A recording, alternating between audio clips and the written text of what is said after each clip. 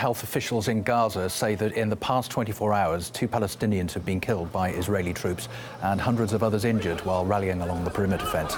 Tens of thousands have been marking the first anniversary of the start of the Great March of Return protest campaign, which is calling for Israel to end its occupation of the enclave and respect the rights of the refugees there. Here's how local journalist Yumna El-Sayed describes Saturday's protest.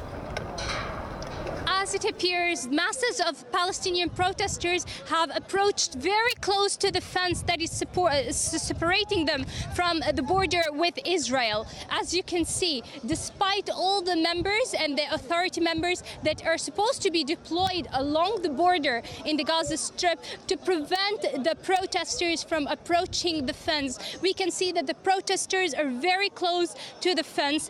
On the other side, the Israeli army is throwing massive amounts of gas bombs on the protesters, using also drones that are throwing the gas canisters on the tents of the protesters very far away from the borders.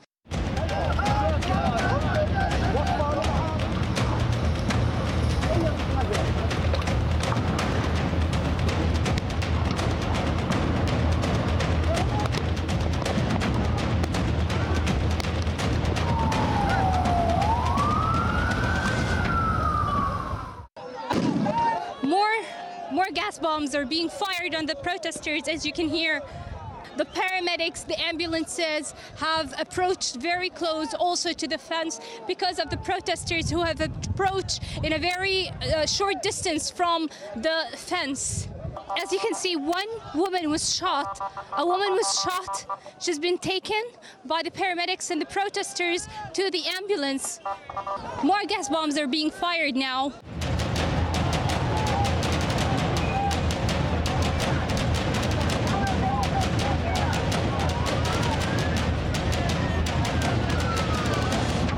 In these just few couple of hours, we have lots of injuries that have fallen throughout the border because of the using of bullets now by the Israeli military, more than the gas canisters that are continually bombed, that are being continually shot and fired on the Palestinian protesters.